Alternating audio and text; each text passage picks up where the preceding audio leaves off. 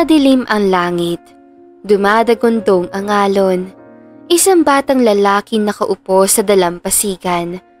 Tahimik, hindi dahil sa kapayapaan, kundi dahil wala siyang naririnig. Sa isang baryo sa baybayin, lumaki ang isang lalaking bingi. Si Leo. Sa bawat insulto, sa bawat sapak, sa bawat pagtaboy, natutunan niyang tiisin ang dagat ng panghuhusga. Hindi siya umimik, hindi siya lumalaban, pero hindi rin siya sumusuko. Ang hindi alam ng lahat, ang tinatawag nilang salot ay tagapagmana pala ng isang lihim na kayang baguhin ang buhay ng lahat. At kapag dumating ang araw ng pagbabalik, hindi alon ng galit ang dadaluyong sa kanila, kundi alon ng pagbabago, paghihiganti, at kapatawaran. Hoy, bingi! Anong ginagawa mo dito? Hindi ka dapat nandito. Saad ni Clarence sabay tulak kay Leo. Si Leo ay isang bingi na mangingista. Dahil sa kahirapan ay hindi niya na naipatingin pa sa doktor ang kanyang kalagayan kung makakarinig pa siya o hindi. Halos araw-araw lagi siyang inaapi ng kanyang mga kapwa mangingista dahil sa kanyang kapansanan. Aba, bastos ka! Galit na saad ni Clarence at tinulak si Leo. Hindi narinig ni Leo ang sinabi ni Clarence dahil bingi siya. Marahan na lamang siyang tumayo habang nag-hand gesture at nais niya sabihin kay Clarence. Ano bang problema mo? Sabit ni Leo gamit ang kanyang mga palad bilang hand gesture. Hindi maintindihan ni Clarence ang mga sinasabi ni Leo dahil hindi niya alam ang sign language. Kaya inaya na lamang niya ang kanyang mga kagrupo na mangingista upang ayusin na nila ang kanilang mga bangka at magsimula na pumalaot. Tinignan ni Leo sila Clarence at naiintindihan niya ang bawat sinasabi nila dahil marunong siyang bumasa ng labi. Hindi man niya naririnig ang kanilang mga sinasabi pero naiintindihan naman niya ang mga kanilang binibigkas. Hindi niya deserve na mapabila sa grupo natin. Isang beses na natin siya tinataboy, pero bumabalik pa rin naman siya. Naiirita lang ako tuwing nakikita ko siya. Saad ni Clarence habang kausap ang kanyang mga kapwa mangingista. Kaya nga, bakit pinipilit pa niya sarili niya rito sa baryo natin? Simula nang dumating siya, puro kamalasan na lamang ang nangyayari dito. Kaya dapat umalis ng isang salot na kagaya niya dito sa baryo natin. Kaso, kahit anong gawin natin, hindi naman natin siya mapapaalis. Di bale, darating din ang araw na kusa nang aalis ang salot niya dito. Sisiguraduhin natin na sa bawat araw ay ipagdarasal na lamang niya na sana ay umalis na siya dito sa lugar natin. Napailing na lamang si Leon ng kanyang ulo na maintindihan niya ang mga sinasabi ng kanyang mga kasamahan na mangingista. Hindi niya labis maintindihan kung bakit ganoon na lamang kalaki ang galit ng mga ito sa kanya. Inasikaso na niya ang kanyang mga bangka at nauna na pumalaot sa dalampasigan. Ayaw na niya sumabay pa sa kapwa niya mangingista dahil alam niya na hindi rin naman nila siya gusto na makasama. Sa mga sumunod na araw ay halos araw-araw inaapi at iniinsulto siya ng kanyang mga kapwa mangingista. Kahit ilang beses na siya nagmakaawas sa kanila, natigilan na siya. Ngunit, hindi sila magkaintindihan dahil hindi naman maintindihan ng mga ito ang sign language. Labis sa lamang ang pighati ni Leo dahil minsan umaabot pa sa punto na sinasaktan siya ng mga ito. Siya ang sinisisi nilang lahat sa mga delubyo na nangyayari sa kanilang baryo. Hindi maintindihan ni Leo kung bakit ganoon kasarado ang mga utak ng mga taong nakapalibot sa kanya para isipin na siya ang may kasalanan ng lahat ng iyon dahil lamang mayroon siyang kapansanan. Nais sa lamang ni Leo magkulong sa kanyang munting tahanan upang hindi na siya kutsain at saktan pa nila Clarence. Ngunit alam niya na wala din namang mangyayari at magbabago kung magtatago lamang siya sa kanyang bahay. Kaya nilakasan niya ang kanyang loob at nagsimulang lumaban kapag hindi na niya kayang tiisin pa ang kanilang ginagawa. Dahil sa nagawang pagtatanggol ni Leo sa kanyang sarili, ay hindi na ganoon kalala ang pang-aapi at pang-aabuso na ginagawa sa kanya. Mas lalo na lamang niyang sinipagan maghanap buhay upang makatawid siya sa gutom sa pang-araw-araw at iniiwasan na makasabay niya ang grupo ni Clarence. Mas minabuti niya na siya na ang iiwas sa mga ito. Ganoon pa man ay hindi may iwasan na magtagpo ang kanilang mga landas. Hoy, salot! Tawag ni Clarence kay Leo. Ngunit hindi yung pinansin ni Leo kahit alam niya na siya ay tinatawag ni Clarence. Nagkunwari siya na hindi niya nakikita ang senya sa ginagawang pagtawag sa kanya ng binata. Maya-maya pa ay hindi niya inaasahan na bigla na lamang siya nakatikim ng isang suntok mula kay Clarence. Dahil nainis ang binata sa kanya dahil hindi siya pinapansin ni Leo, nilakasan ni Leo ang kanyang loob at sinuntok pabalik si Clarence. Hindi nagpatinag si Clarence at muling umamba ng suntok. Ngunit nakita sila ng mga tanod kaya napigilan ang kanilang away. Hindi na si Leo nagpabarangay at dumiretso na lamang umuwi. Matagal na tinanggap ni Leo sa kanyang sarili na hindi matatahimik ang kanyang buhay hanggat nandyan si Clarence. Kaya iniiwasan na lamang niya ang binata hanggat sa maaari. Nang makarating siya sa kanyang bahay ay nilagyan na niya ng yelo ang kanyang pasa. At nagpahinga na rin dahil sa kanyang pagod sa pagbebenta sa palengke ng kanyang nahuli na mga isda. Sa mga sumunod na linggo ay hindi na nakikita ni Leo si Clarence. Nalaman na lamang ni Leo na nakilala pala ni Clarence ang tunay niyang mga magulang.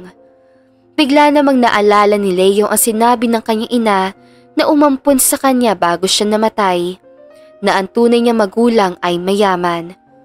Ngunit sa tagal ng panahon ay alam ni Leo na walang tsansa na mahanap niya ang tunay niyang magulang.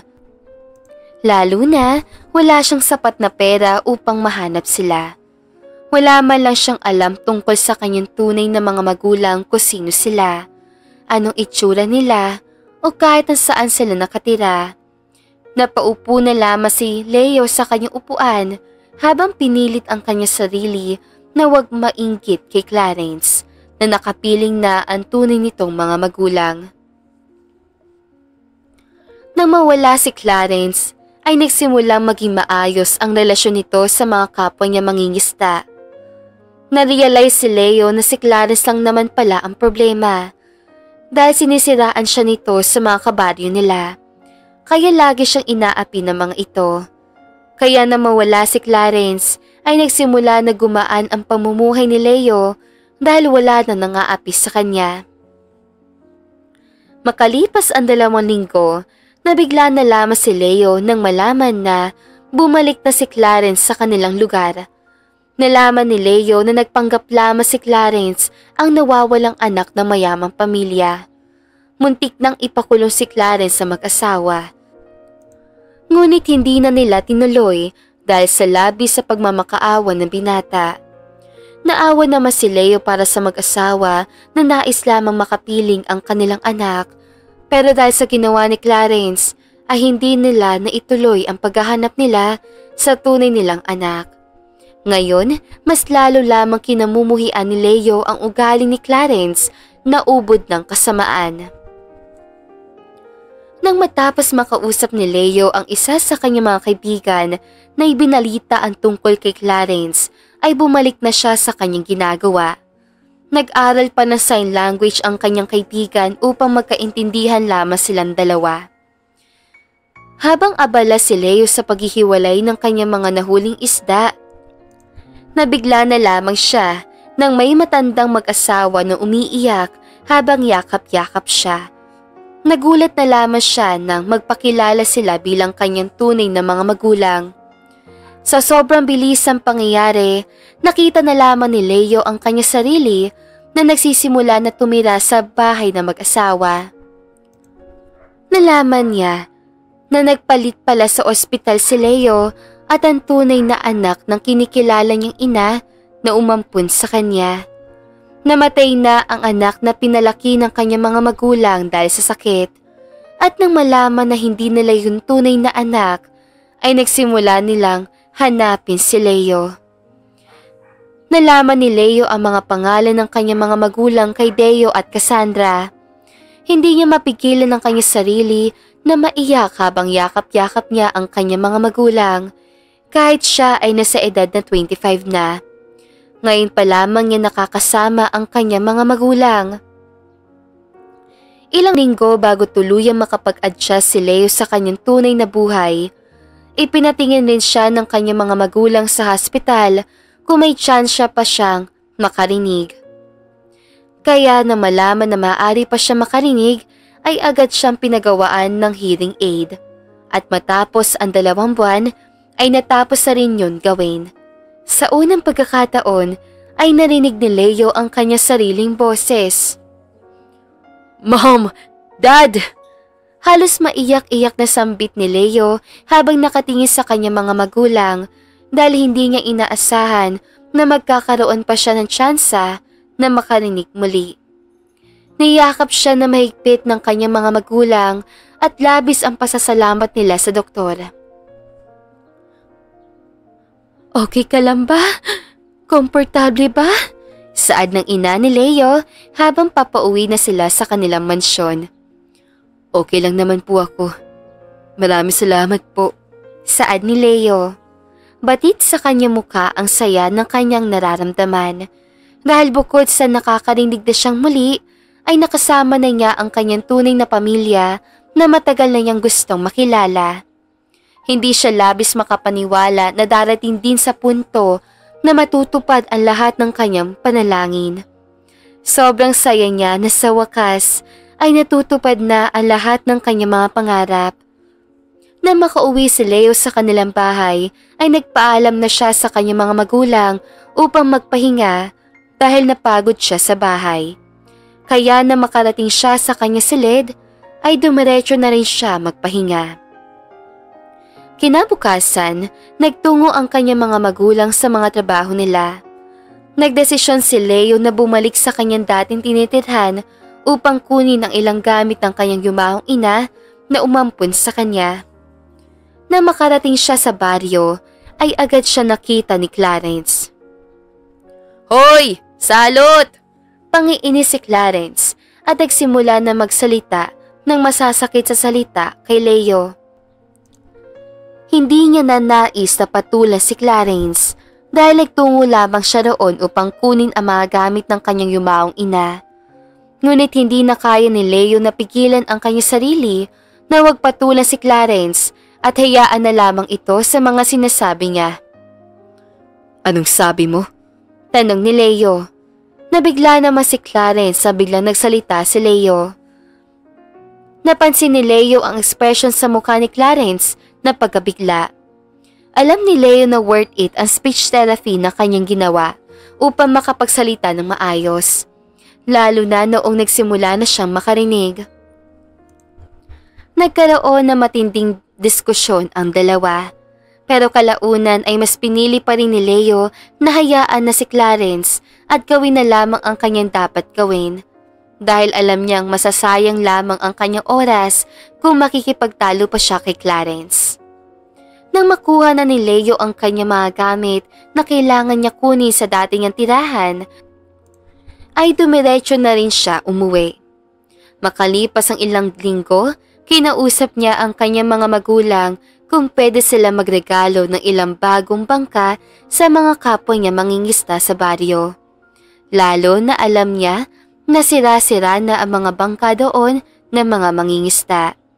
At iyon lamang ang alam nilang gawin bilang panghanap buhay nila. Pagkatapos sa ilang minuto na pag-uusap ay pumayag ang mga magulang ni Leo. Si Leo ang nag-asikaso at nagpagawa ng mahigit 20 na bangka para sa kanyang mga kaibigan at iba pang mangingista bilang munting regalo sa kanila. Alam niya na hindi masyadong engrande ang ibibigay niya pero nais lamang niyang tumulong dahil alam niya ang pakiramdam ng walang-wala. At kapag tuluyan na nasira ang mga bangka ng kanyang mga kapwa mangingisda, ay mawawala na sila ng hanap buhay. Alam niya na mayaman naman ang kanyang pamilya, kaya nais siyang makatulong sa maliit na paraan. Matapos ang ilang buwan ay natapos na rin ang mga bangka na ipanamigay ni Leo sa mga kanyang dating kabaryo. Isinakay na niya sa mga truck ang mga bangka at dinala na sa baryo. Isa-isa niyang binigyan ang kanyang mga kaibigan, samantalang asobra ay ibinigay niya doon sa mga kapwa niya mangingisda na alam niyang talagang pasira ang mga gamit nilang bangka. Labis ang pasasalamat nila kay Leo kahit alam nilang hindi naging maganda ang unang trato nila sa kanya. Ngunit naging mabait pa rin si Leo at binigyan pa rin sila ng regalo. Binigyan rin ni Leo si Clarence ng bagong bangka dahil narinig niya na nasira na ang bangka ng binata. At kailangan rin ni Clarence sa bangka upang mayroon siyang panghanap buhay, lalo na nakabuntis siya ng babae. Labis ang pasasalamat ng binata kay Leo dahil kahit hindi naging maganda ang trato niya kay Leo, puro kabaitan pa rin ang ipinakita ni Leo sa kanya. Labis ang pasasalamat ng lahat ng mangingisda kay Leo, pati ang pamilya nila ay labis rin ang pasasalamat sa kanya. Lalo na at magiging malaking tulong ang binigay na bangka ni Leo para sa kanila. Hindi man naging mabuti ang unang trato nila kay Leo, pero hindi yung sinuklian ni Leo na sama ng loob, kung hindi ay pagpapatawad ang kanyang pinairal. At dito na nga po nagtatapos sa magandang istoryang ito. Maraming salamat mga kakwentuhan! Huwag niyong kalimutan mag-like at subscribe at pindutin na rin ang notification bell para lagi kayong updated sa ating kwentuhan. Hanggang sa muli, paalam!